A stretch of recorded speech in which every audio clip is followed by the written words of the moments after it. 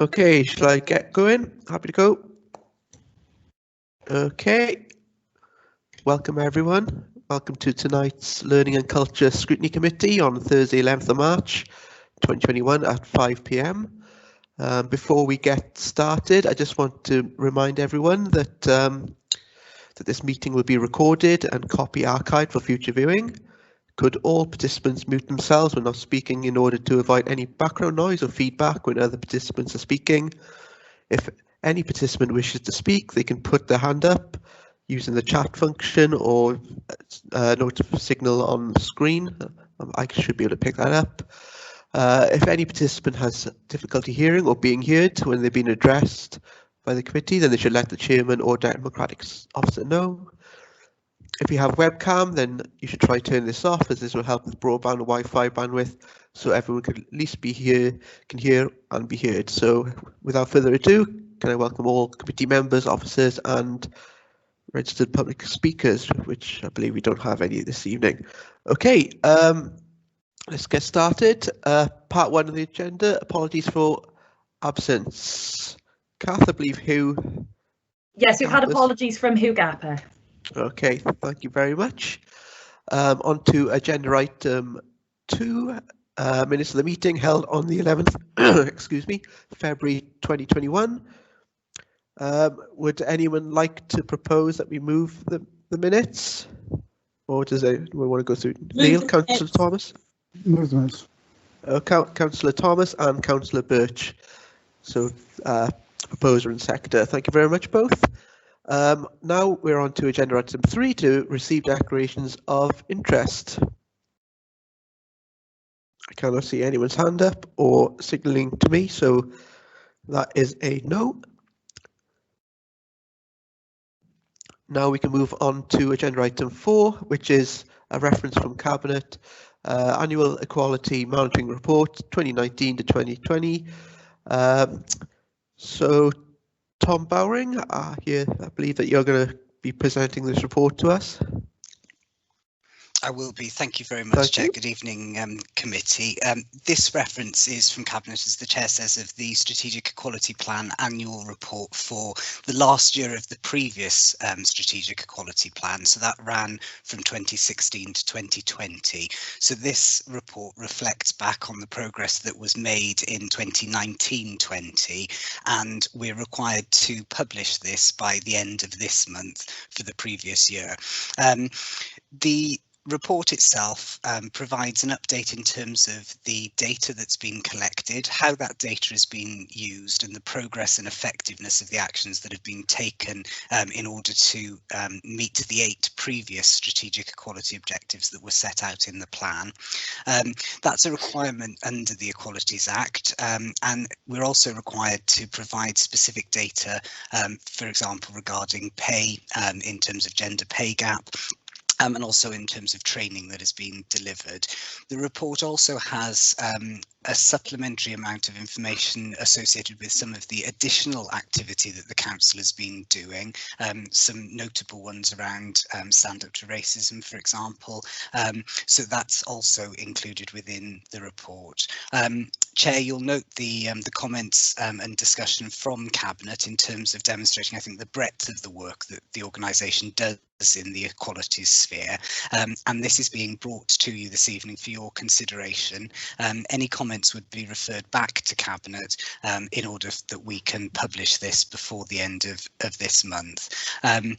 I just wanted to conclude by saying to committee that you'll remember that we've now got a new strategic equality plan for 2020 to 2024, and because of the changes that we've introduced in terms of how we monitor that plan, I'm hopeful that we'll be able to bring the annual report for 2020-21 to your committee either side of the summer recess, either in July or just into September.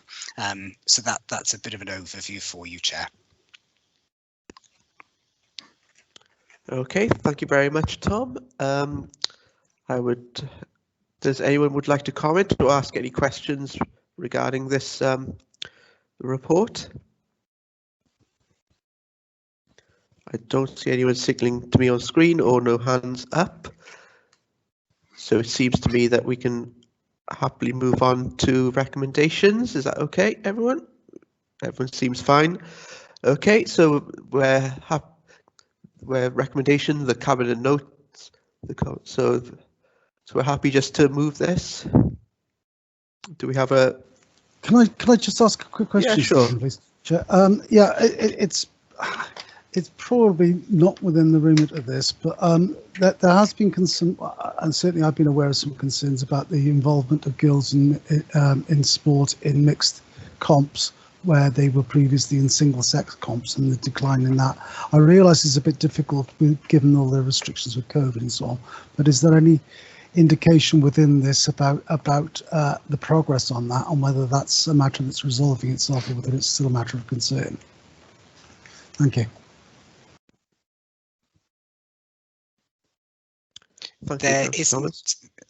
There isn't any specific reference to that, Councillor Thomas, within the report, but if it would be useful for committee, I could take that away and have a conversation with education colleagues as to whether that kind of information would be available for you.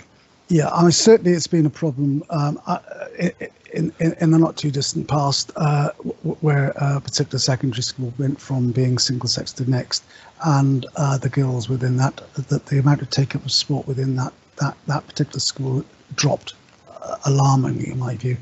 And it has been mentioned at this committee previously last year, but I mean, obviously things are difficult given the fact that most of the kids aren't in school anyway for most of the last year. So I could see it would be difficult to monitor, but I think it needs to be kept an eye on, basically, is what I'm saying. Thank you.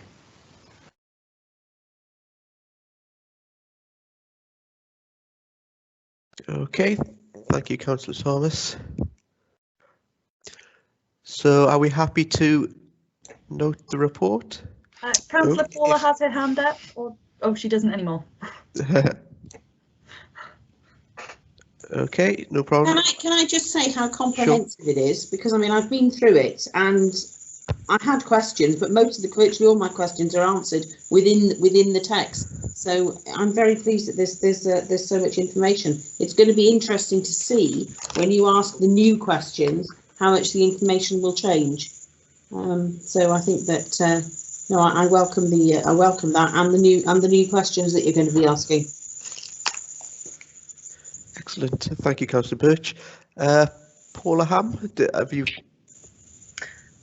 Yes, I was just going to add to what Tom said, in that usually it's the leisure and sports division within the council that undertake an annual survey within our schools. And for obvious reasons, as Councillor Thomas has pointed out, they will not have been able to do that this year, but it was an area of concern. And as soon as we are able to get pupils back into school, I'm sure, and things normal operations resume, I'm sure that survey will be undertaken again, and we can keep an eye on the situation. Yeah, thanks, Paul. I wanted to keep it on the agenda.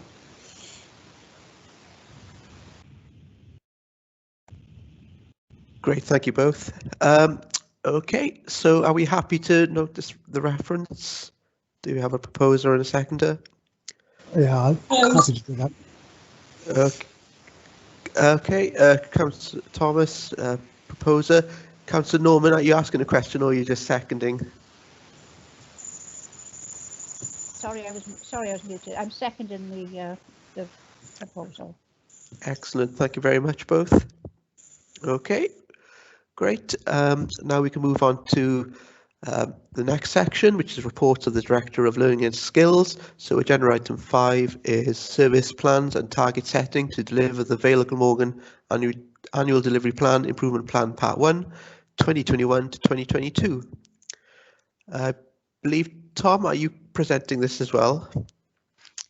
If the director would be happy for me to introduce it, and then perhaps any colleagues can supplement the overall presentation. I'm getting a thumbs up from Paula, so I'll carry on. Thank you for taking this item. This is the service plans and target setting for the forthcoming year, so for 2021 into 2022.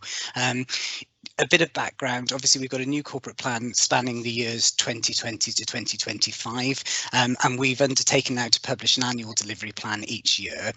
Thank you to committee for previously submitting your comments that have informed the final version of the annual delivery plan. That was considered by Cabinet on Monday of this week and will now progress to full council at the end of April. And that's a really important report because that sets out exactly what the organisation is seeking to deliver collectively over the next 12 months. It also has important legislative background in terms of executing our duties under the local government measure and also the Wellbeing of Future Generations Act. You'll remember that when we were talking about the annual delivery plan in draft, that we were talking about wanting it to be a really integrated and collaborative report. So therefore, lots of different service areas contribute to lots of different actions which fall within the annual delivery plan. So for that reason, this report is coming to all 5 of the council scrutiny committees as it is. And it has in the Appendix A are attached all the service plans for all of the council services. But I can appreciate that by doing that, picking the bones out at individual committees can be a little bit tricky. So what we've done for committees ease is look at Appendix C, and that for each wellbeing objective and for each action which falls into the annual delivery plan provides you with an indication as to which elements within your committee's remit are going to be contributed to. So Appendix C is basically a summary of all the actions which will be taken within this committee's remit. We also, as part of the corporate performance approach that the council adopts, set targets where it's appropriate to do so in terms of performance indicators. It's important to note for committee that the compulsory national data set has currently been indefinitely suspended. There's also a consultation underway with Data Cymru as to which indicators we should be collecting going forward. But in collaboration with service directors and heads of service, we've continued to seek 2 set targets in order that we can track progress where it's appropriate to do so. So Appendix B provides you with a list of all of the targets that are being proposed for the forthcoming year. And again, in the final right-hand column indicates for committee those which fall within this committee's remit. So that's for ease. So that's a kind of overview in terms of this report. I know it's quite a meaty one. What we're asking committee to do this evening is to consider both the service plans and the target setting and provide any comments by reference back to Cabinet for them to consider, as I said before, the report as Improvement Plan Part 1 progresses to full council at the end of April. So that's a bit of an overview, Chair. Thank you very much, Tom. Would anyone like to comment on the service plan? Or any questions to the officers here?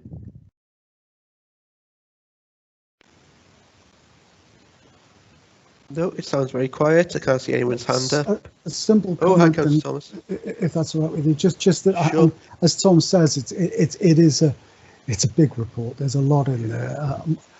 My postman is particularly aware of the size of these documents that have been coming through this week, and ain't too happy. But it is comprehensive. There is a lot of information. It took a lot of getting through and picking out the bones that are relevant to this particular committee, but they are all there. And I commend the officers on this as a piece of work. I have a comment to make in the next section about it, but on the report itself, thank you very much, and well done, basically. Thank you. Thank you, Councillor Thomas. Thank you for the comments. They're very good. Okay, if we have no one else. Sorry, I couldn't come off mute there. Oh, hi there. Hello. What I'm interested in is whether there are going to be extra staff involved in the benchmarking of children as they come back into school, having been educated at home. because I think we all accept that there is going to be a tremendous amount of catch-up for some children. Some children will not have felt the loss of daily school too much. They will have had plenty of encouragement at home, and parents that kept their nose to the grindstone, etc. But there are going to be some parents who simply are not in a position, whether because they're working full time or because they don't have the inclination or they don't have the education themselves, who are not going to have been able to keep children up to the mark with their schooling, or they may in fact be digitally excluded. So I just wondered what kind of programmes we're going to be putting in place in order to benchmark children again as they come back into the classroom, because it's clear that some children are really going to feel the deficit, and there's going to be lots of catching up needed. I mean, Westminster government has proposed all sorts of things, and that's been interesting to listen to. But I mean, it's going to be the benchmarking process that's really important, so that we know what we're starting from and what kind of provision we need to be making.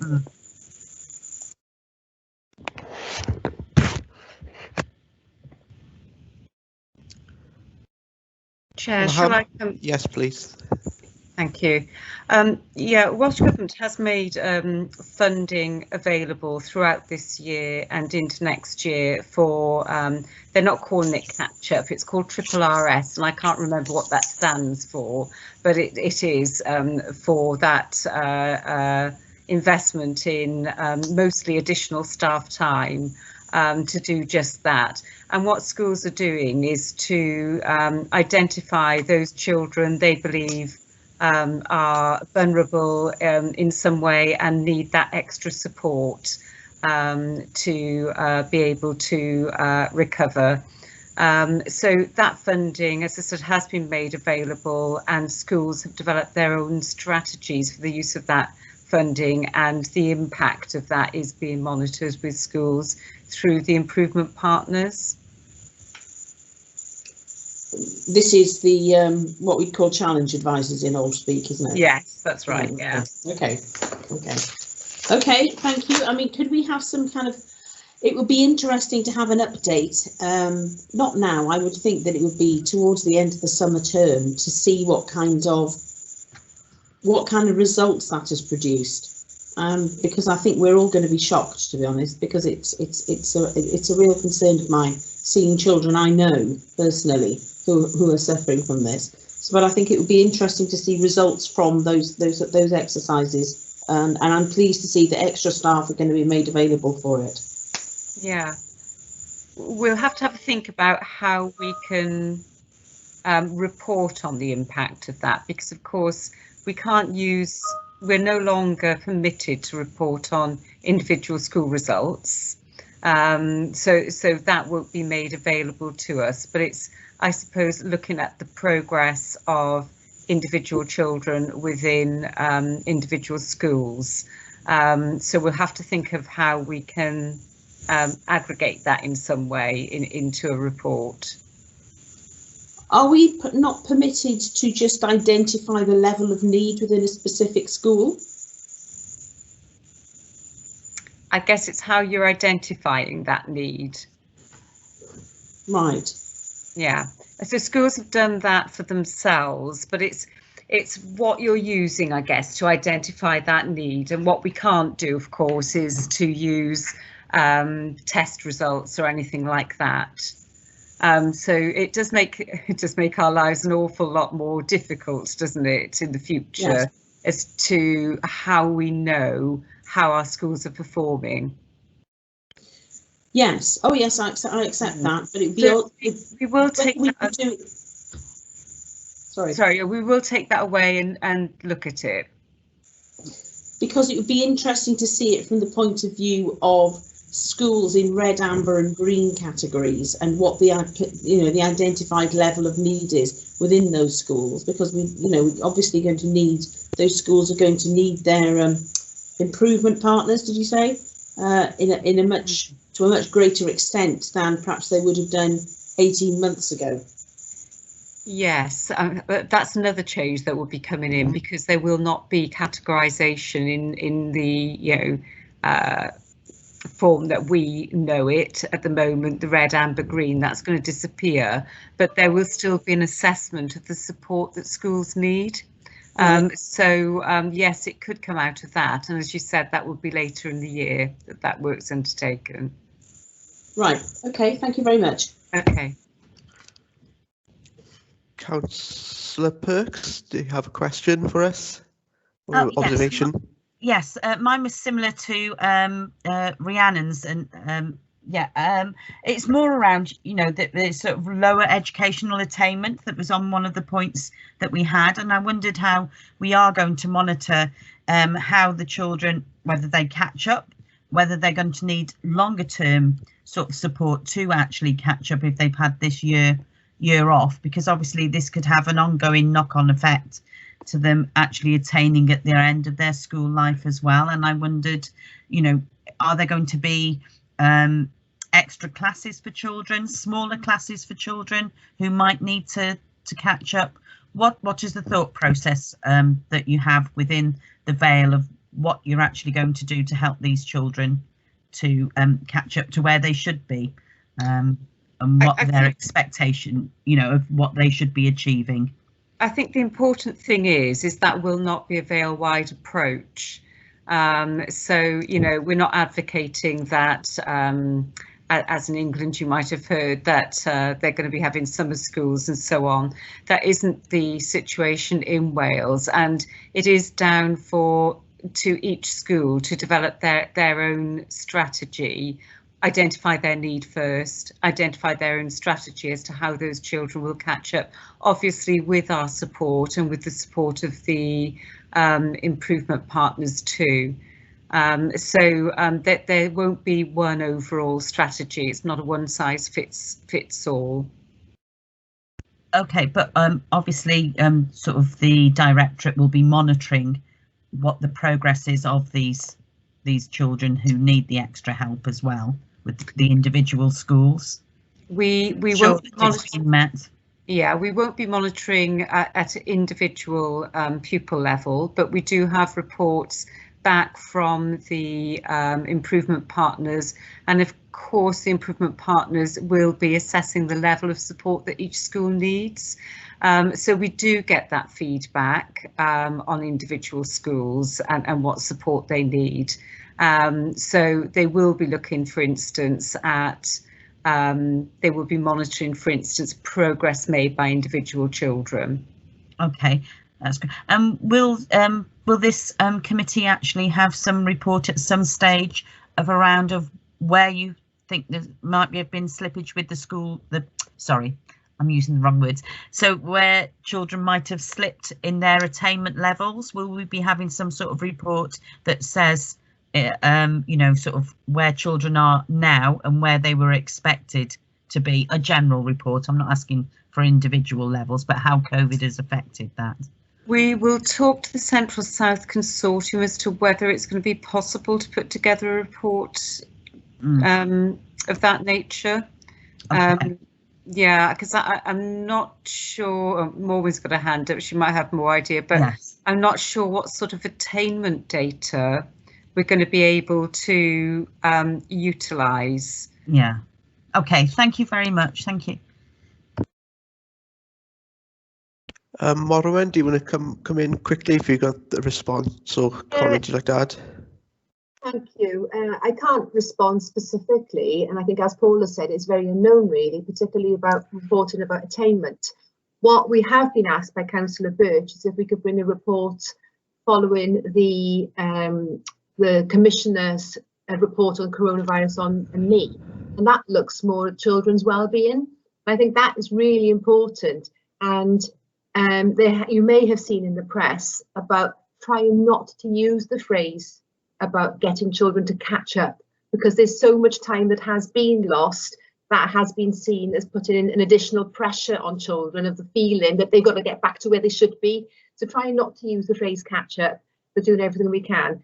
Anecdotally, feedback from primary schools who, as you know, have already had the foundation phase children back in, is the children are doing really well. They were really keen to get back into school. They're running and skipping back in, and it's gone really, really well. And I haven't had any negative feedback at all so far from all the different schools that I've spoken to. Yes, there are children who are struggling with their well-being, and schools are doing everything they can to support them and working with families, obviously, and officers too.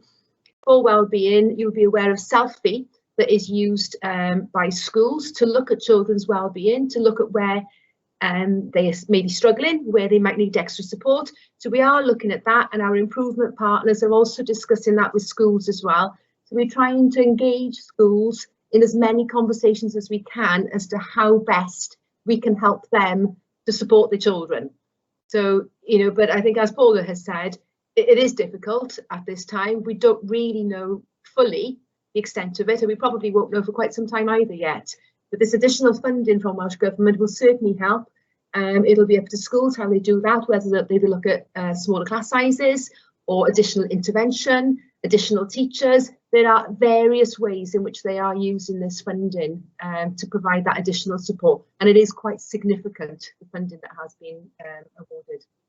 And I think what doesn't help is that this COVID has come at the same time as Welsh Government are changing the accountability framework. So even without COVID, we would not have been able to see the attainment data for individual schools and to compare one school with another. And it's going to be a significant change to the way in which we all work, and actually to the types of reports that Scrutiny is going to be receiving in future. And I'll bring a report in due course to Scrutiny to explain what those changes are. Some of those are still being consulted on by Welsh Government at the moment.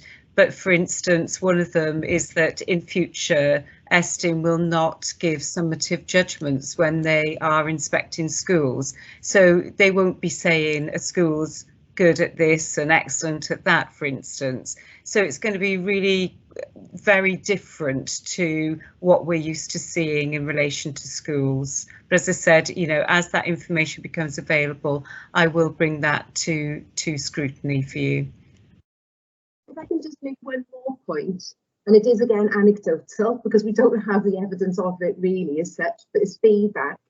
Something that is quite reassuring, I think, is that for our post-16 learners who are applying for university, the impact of results or lack of exams does not seem to be having any impact on those young people in gaining university offers.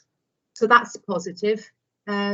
You know, because I'm sure that will have been a worry for many 16, 17-year-old, young people in this process. Thank you very much.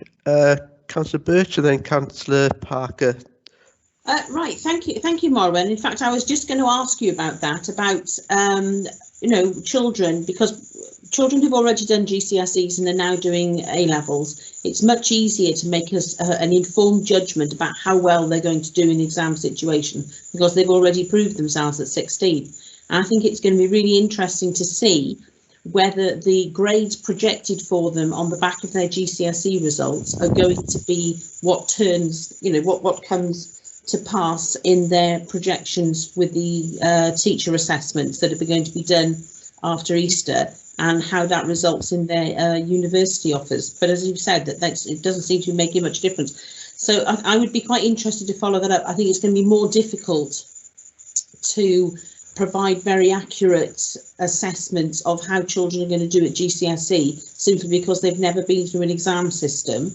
And I would be interested, I mean, obviously we wouldn't be able to report on anything like that till September, but I would be interested to see the outcomes of that, because obviously parents, I mean, it's one thing for a foundation phase child to miss stuff, but for a child to be missing it at A level and their last GCSE year is obviously, parents feel it's crucial, even though we all know exams can be sat all over again. And, children have missed years of education through ill health or whatever, and in fact have gone on to do very well. But I know that that is a concern that parents have been expressing to me.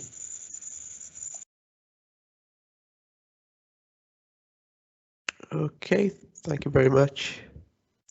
Councillor Parker. Yes, mine was just a general point to Paula, really. I know that we're not allowed to report on the how each individual school has done. It seems to me that, particularly bearing in mind where we are at the moment, it would be very helpful to have a broad, transparent look at how schools have done this year in September, as opposed to the records that we've got going back a long way. But obviously, I understand we are gagged from doing that, but I'm sure the information could be useful. Thank you. Thank you, just Paula. to clarify, we actually won't receive that information. So schools do not have to share it with their local authority. So we won't actually receive it, which is why I was saying, you know, it's going to be very difficult for us to know how our schools are performing in the future. Yeah, well, maybe we need to change that. Change that. Thank you.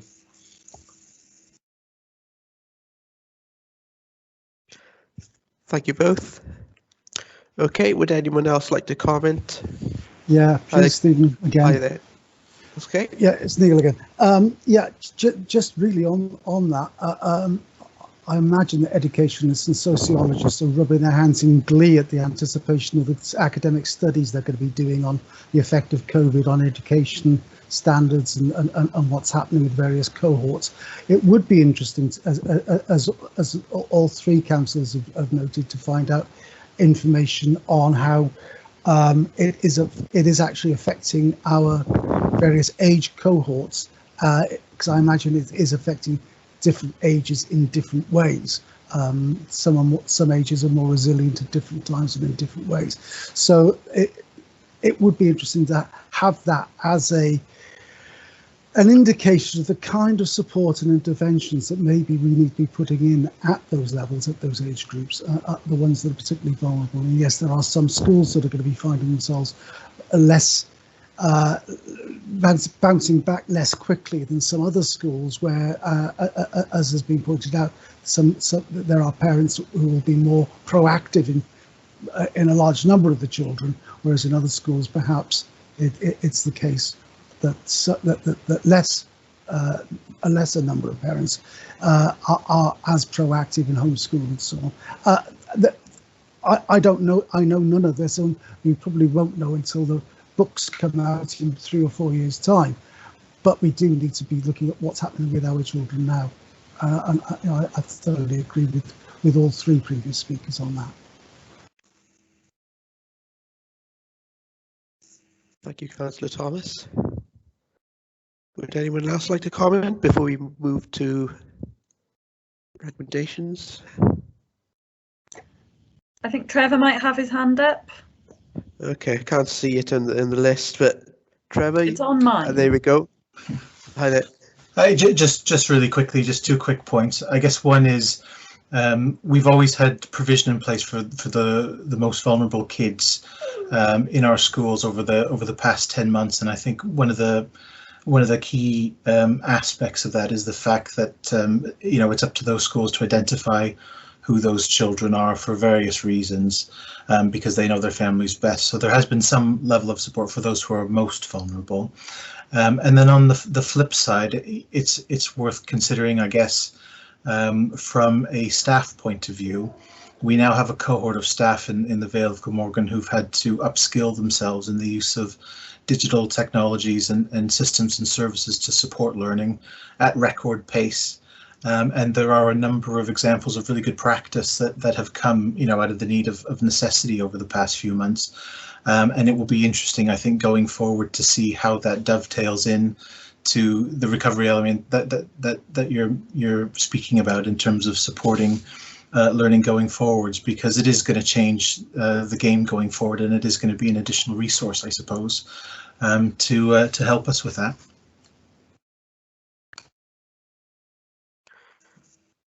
Thank you. Okay, so we have 2 recommendations, one that we review and endorse, the plans and plan activities, and then review the service improvement targets. Are we happy to move those? Do we have a proposer? Happy to move. I'd like to propose that, please. Okay. Okay, no problem. Thank you, Councillor Birch, and then Councillor Parker. Thank you all. Thank you all. Now we can move on to agenda item 6, which is the annual delivery plan monitoring report, Q3 performance 2021 to 2022. Tom, I got you on here again. If Paul is happy that I give you the introduction, if that's okay. I'm getting a smile, so that's okay. And I promise this is the last item you'll hear from me this evening, Chair and Committee. So this is the Q3 performance, so running up to the end of December for the current year's annual delivery plan. As we were talking about in the previous item, because the annual delivery plan is contributed to by all council services, Appendix A to the report that you have on your agenda this evening shows you a detailed report for the whole of the annual delivery plan. But with your permission, Chair, I can share with you Appendix B, which is a presentation that is specific to this committee, if that's okay. Yeah, go for it. No problem. No pressure that I get this right now.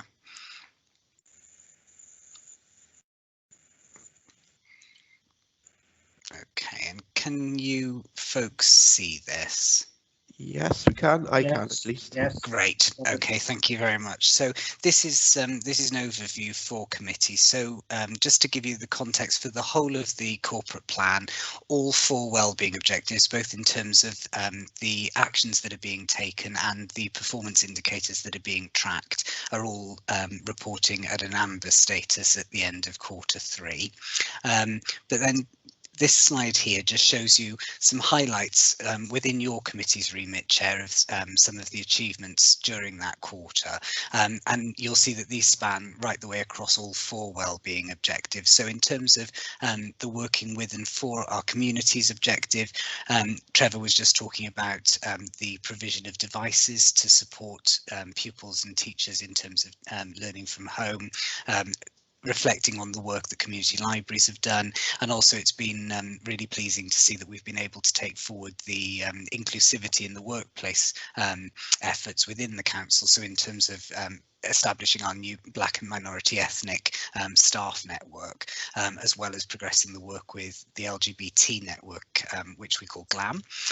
In terms of objective 2, so the one around supporting learning, employment and sustainable economic growth, you can see here some of the things that Morwen and Paula were just referring to in terms of that specific support for vulnerable learners. So how that work has been taken forward in the quarter.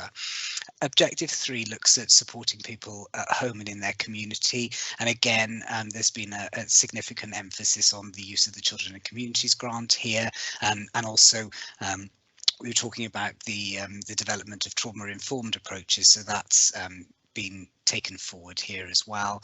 And then finally, in terms of objective 4, respecting, enhancing and enjoying our environment, members will note the construction work around Llancarvan Primary School, working around the planting of trees across a number of schools, as well as that remote working that as council officers many of us are now involved in. So some really important achievements during the quarter.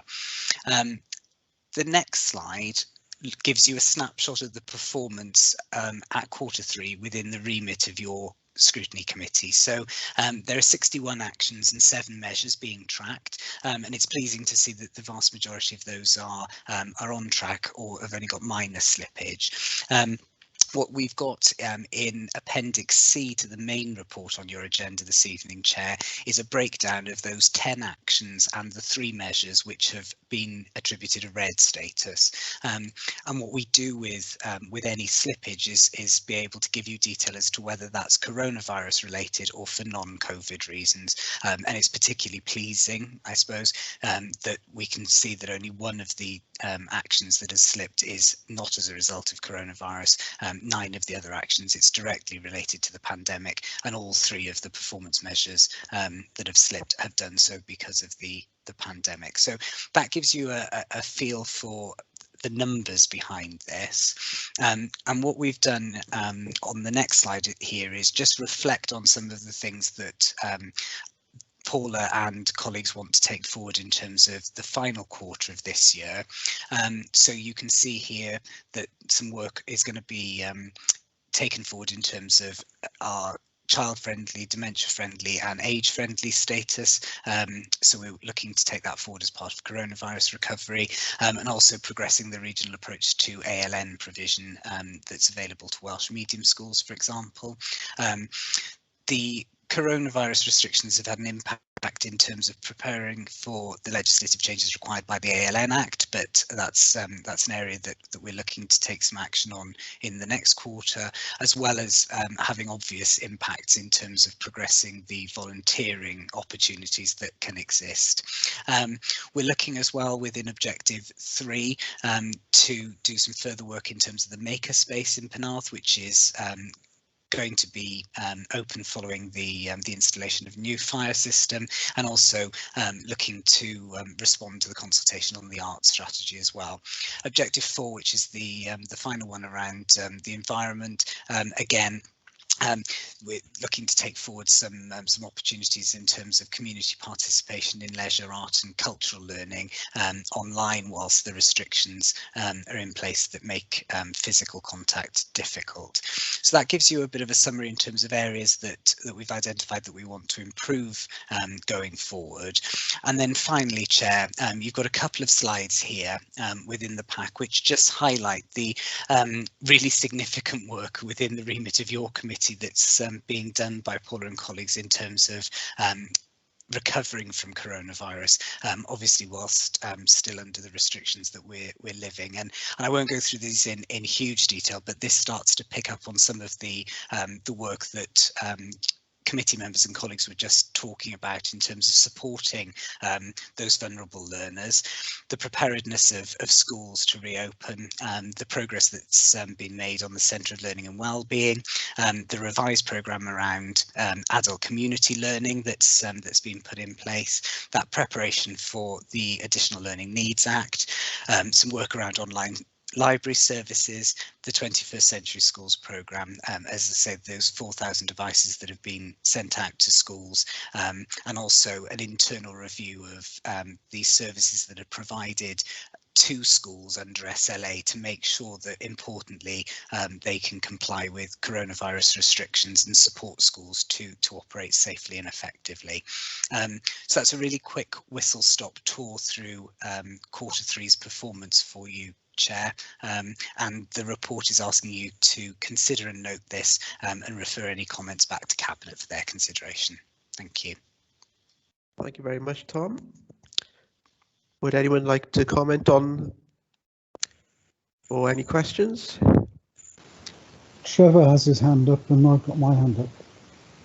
Trevor, you got a hand up there? No, my hand's down, sorry, or at least it is on this side. That's okay, thank you. Councillor Thomas. Yeah, actually, Tom, you did touch on it. In a previous incarnation, I was a tutor in adult ed, teaching evening classes as one of my roles, and so I have an interest in that kind of thing. I realise that it's pretty much moribund now, and that the devastation of the last 10 years of austerity has pretty much destroyed any adult ed in any formal sense, or most of it.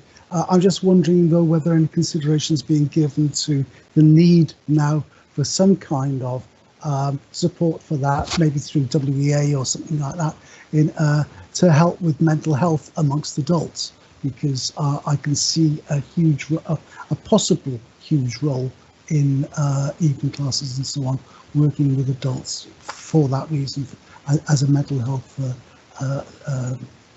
mitigation, I guess. Thank you.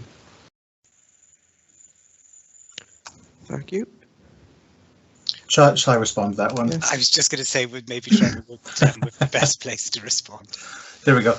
Yeah, I mean, those are really, really valid points, and there are a few different programs that are happening in the background to support well-being, especially in ACL and especially in response to COVID. One of those, similar to what we've done in primary and secondary education is digital exclusion. So some of the challenges we have, it's the same in ACL. It's about connectivity and it's about having access to some of these remote learning technologies and some of these platforms. So we've been able to secure some funding, for example, to get new devices that you can loan out through your library now, which is great. So there's an iPad scheme that's coming in, and we're looking at leveraging some of the additional technologies like, you know, Kindles for study resources, that kind of thing. We've got, I think one of the big successes with that has been the accessibility once somebody's got access to those devices to that learning through the development of all of the lessons that they do remotely now. So we can have a broader range of services available to people because of the medium upon which it's delivered. There are some other programs. I mean, Tom made reference to dementia and age-friendly status, and there's some programs around what we're doing, and it's a cross between what we're doing in ACL and our arts and culture and supporting dementia through the use of arts and some of the learning programs through that, which are taking off as well, and also making things like the makerspace we spoke about accessible as part of the ACL program for a new range of topics. So, for example, it will be much easier to deliver courses on things like engineering and 3D printing and music creation, because we will have those tools now available within the community for adult learners to access at their leisure through our libraries, many of which are now being looked at for Open Plus, so they'll be open and accessible with even greater hours. So those are some of the things we're looking at in the background to support that. But yeah, it is a really important point. Okay, thank you. Councillor Norman. Just a quick one. Commenting on what Thomas just said about the availability of digital devices for adults. Is there anywhere adults will get support on learning or enhancing their learning on using these devices so that they can get the best out of them? It's all very well to be able to log on and play a few games or what have you, but actually getting into the device and using it to the best of its ability. I know that a lot of the local libraries did a lot with tech support.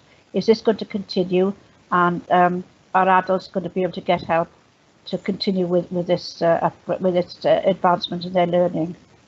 Thank you. Absolutely.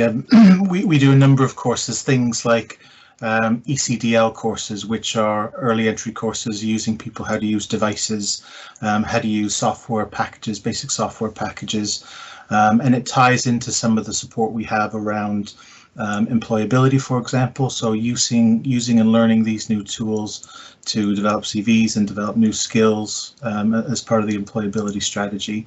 But yeah, it is very much a cornerstone in ACL, especially with the fact that we do have some of these new devices available for loan. And again, the tools are only useful if you know how to use them. So those courses are in place, and we are seeing an uptake of them, which is great. And I think, you know, certainly one of the barriers for that has been the lack of face-to-face, because we know when we're learning to use new technologies, it's easier to touch, feel and play in person with somebody who's there to teach us, and that's difficult if the prerequisite for that is being able to do it remotely. So I'm looking forward to some of those classes being able to be held face-to-face in future, which will even broaden that scope. Thank you. Thank you both. Would anyone else like to? Okay, Councillor Burnett, I see you got your hand up. Thank you, Chair. I just wanted to mention and pay tribute to our staff in all of this. So much over the last year has been mentioned in terms of frontline services, and I in some ways don't know if everybody is aware of the level of work and outcomes that has been delivered by our teams in learning and skills, an awful lot of them juggling other duties as well as their day jobs. And you know, our library staff, you might say, well, you know, what have they been doing? I mean, I've mentioned before the turning an awful lot of their stuff online and providing that support, but actually some of them have been very happy to, or not happy, but they've been willing to be repurposed. And when we talk about the huge amount of business grants that we've processed over the past months, they've actually been involved in that. So they've not only been doing their day job, they've also been working with the Regen and Finance team and delivering business grants as well. And the people doing admissions have also been sorting out free school meal vouchers. And there are people that are juggling all sorts of roles. So I do think that in looking at the performance in terms of delivery plan, it is worth noting the additional over and above their normal work that they have been doing. So a phenomenal effort from them, and a huge thanks from me.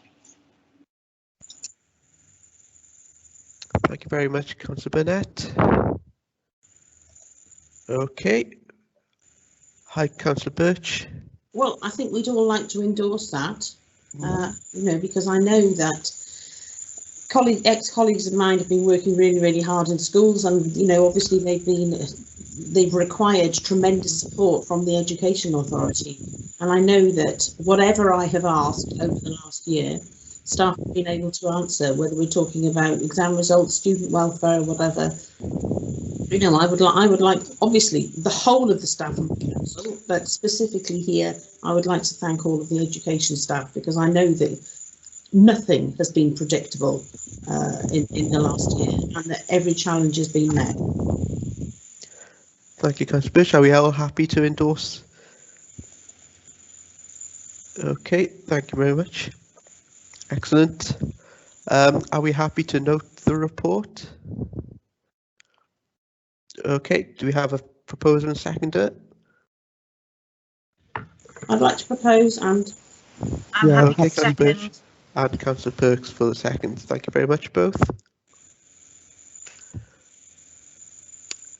Okay, we shall now move on to agenda item 7, which is the youth engagement and progression update. Hiya, Martin. I believe you're taking this for us. Hi, Chair. I'm just going to summarise the main aspects of the report, if you're happy enough with that, Chair, and other members of the committee. Essentially, many committee members will be familiar with the format and the orientation of the support of the report from previous years. So this essentially is an update with regards to this area of work. Many of you will be familiar that the youth engagement progression framework relates specifically to those young people at risk of not being in education, employment and training, and those known as NEET. And within the executive summary, we've outlined clearly a positive outlook, in the sense that there's been a reduction in the NEET data for young people in year 11 and 12 from 2019 to 2020 provisional, and I do have to clarify that they are provisional data sets up until May 21, when they were fully ratified by Welsh Government. But essentially, we have seen a reduction in NEET data from the October snapshot for year 11 and 12, an increase for year 13, which is an area we've targeted our attentions. Naturally, as has been covered in some of the previous discussion around the work of learning and skills. And the last year has been incredibly challenging, not least for those young people who do fall into the category of being vulnerable to becoming NEET. And so we've really ramped up the work with Careers Wales to focus on those who are vulnerable, particularly in year 13, and really positively, since the snapshot was taken, 7 of the 17 young people identified as NEET have entered employment, training, education, and Careers Wales are working with another 5. So there's really intensive working going on at the moment between colleagues within the youth service, and I know Rhys is on the call, the youth service manager, and Careers Wales, to address the needs of some of these quite complex and in some respects very vulnerable and challenged young people.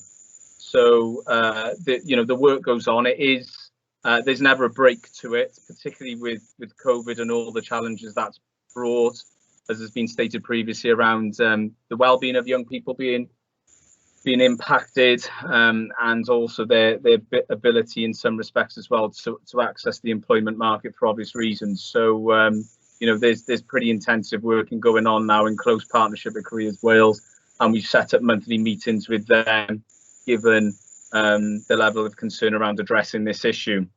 On the positive side of things, we've got some really strong partnerships in place with independent commission providers such as Associated Community Training, ACT.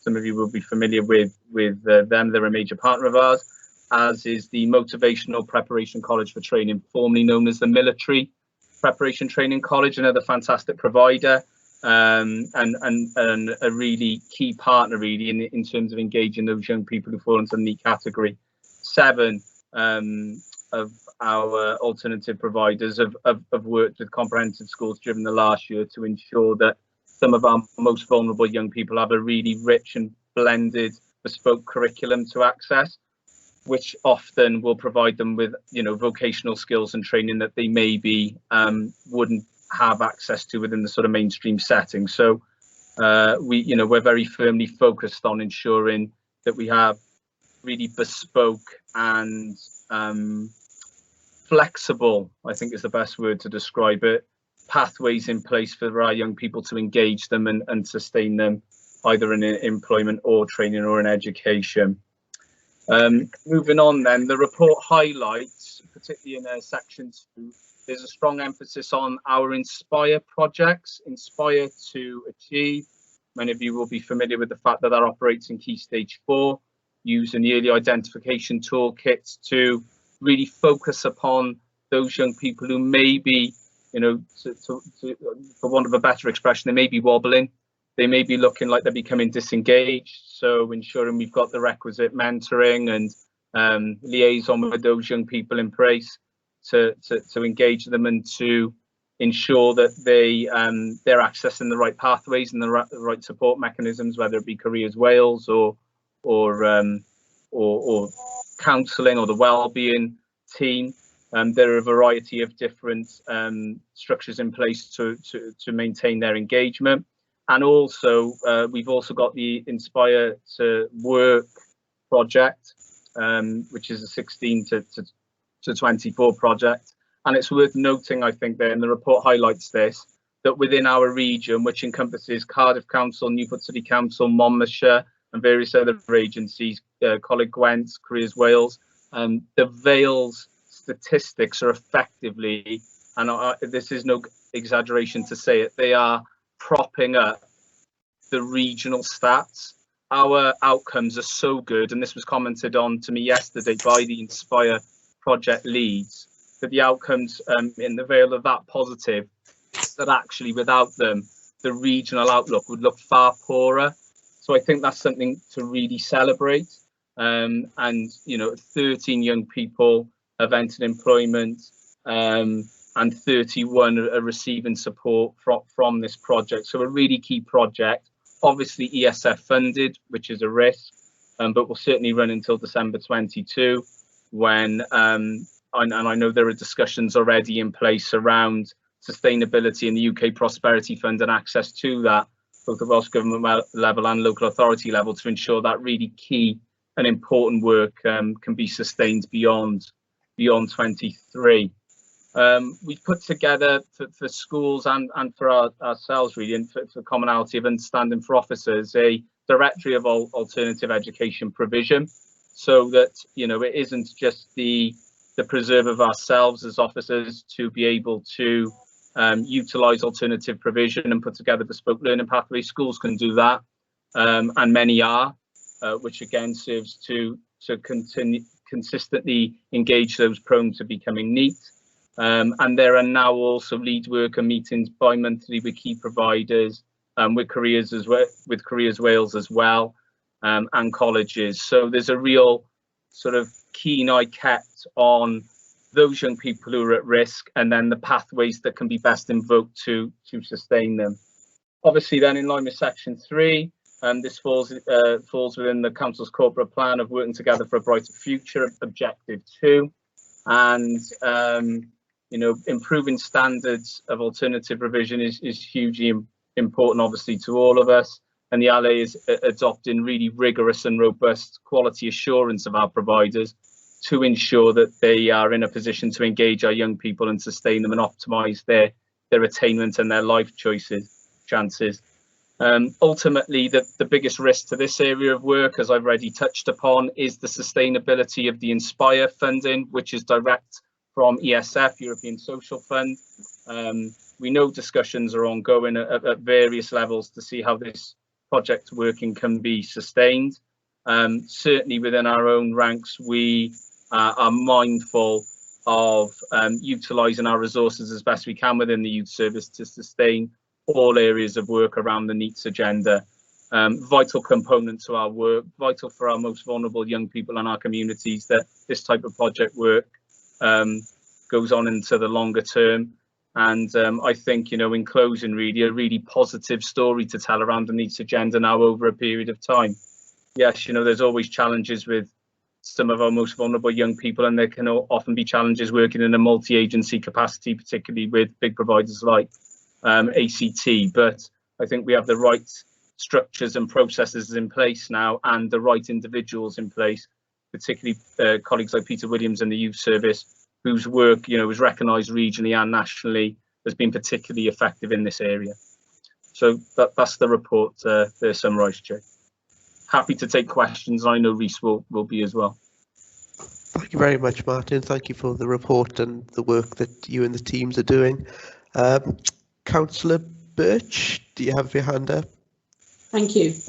Yes, I was just like to say, I was looking at the statistics, and having done some work with disaffected youngsters myself, I'm impressed with the statistics, because I think during lockdown it would have been very easy for these children to just slip below the radar, much harder to get hold of them when there are no educational establishments open, and when there's been a kind of sense of hopelessness, I know, with young people, because they simply cannot see their future clear ahead of them.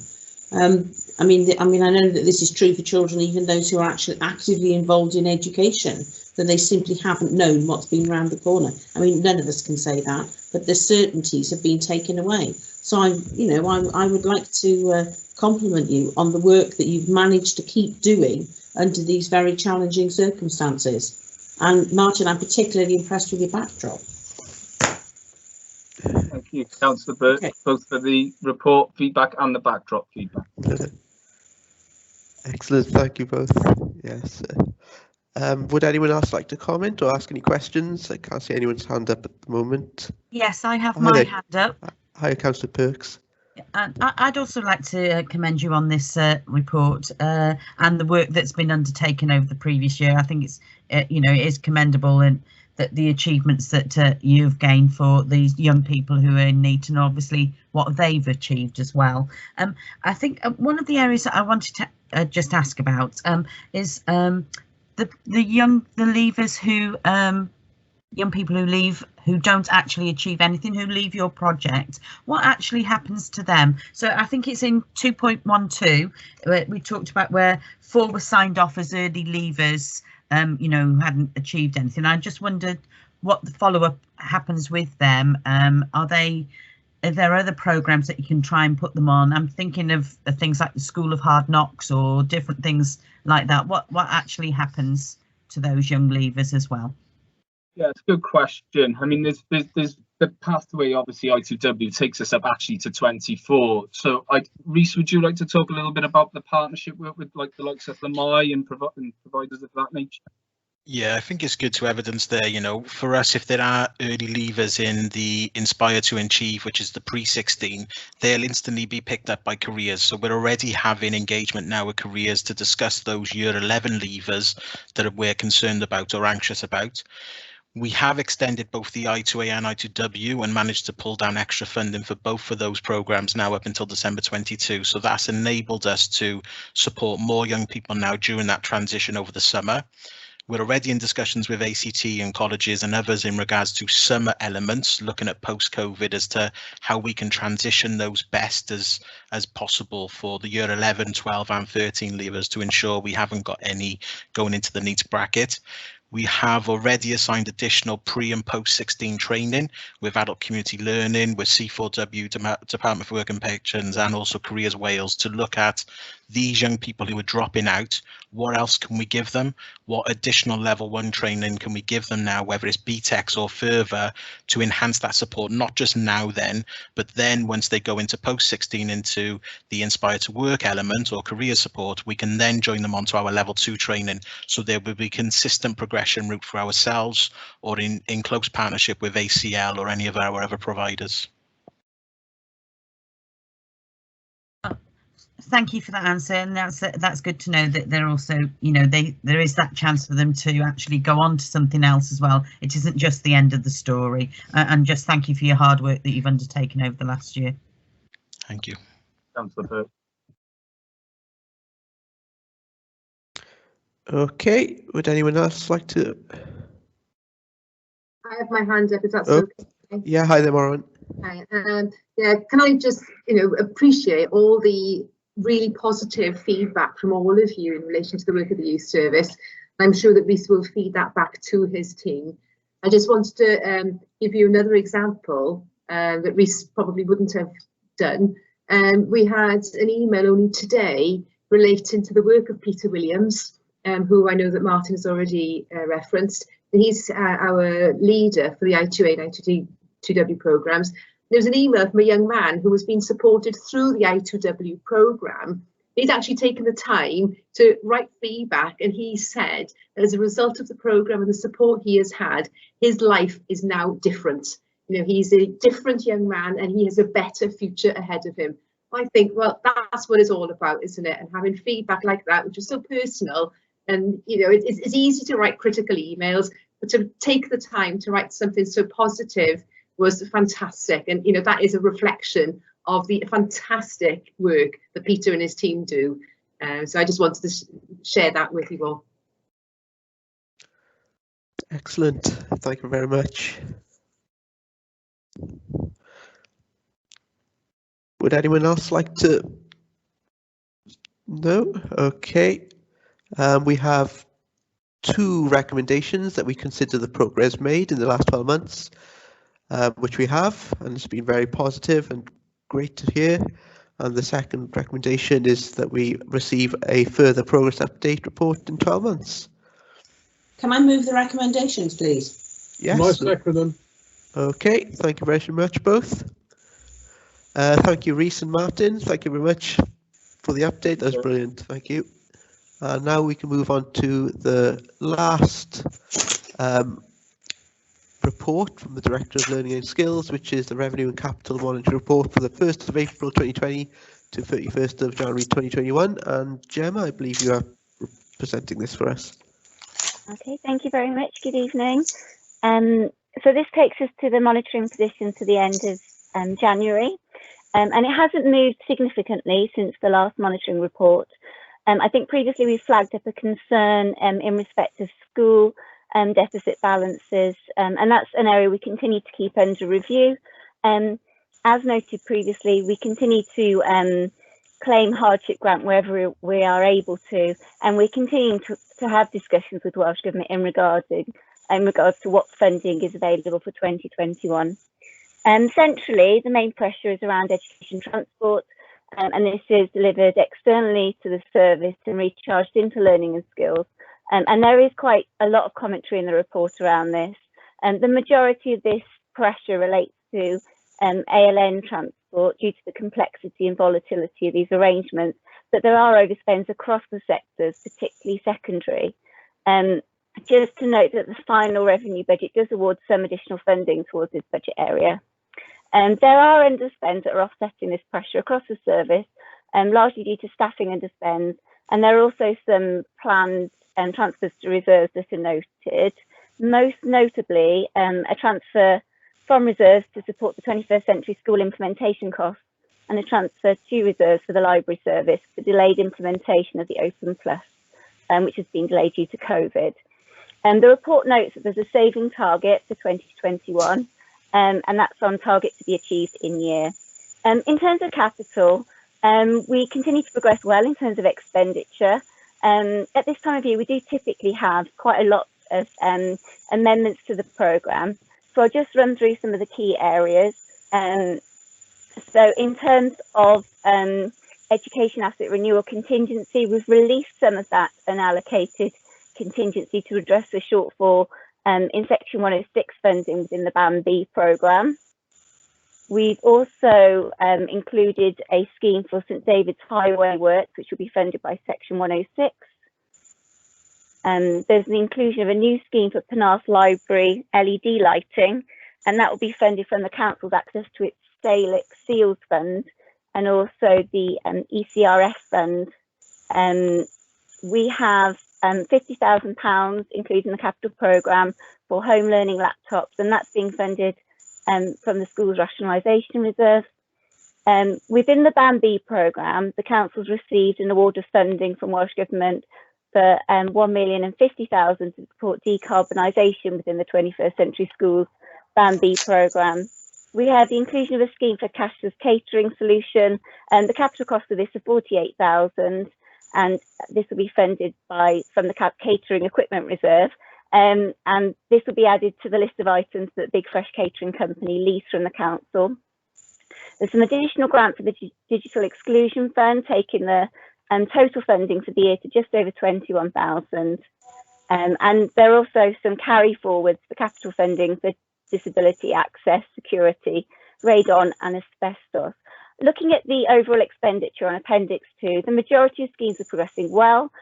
Whilst there is still a relatively large sum to be spent in 2021, a significant amount of this spend is 21st century schools. And as we have 5 schemes on site, spend should progress quite well in the remainder of the financial year. So hopefully any slippage will be minimal. Okay, thank you very much, Gemma. Thank you for the report. Would anyone like to ask any questions? Let's have a look.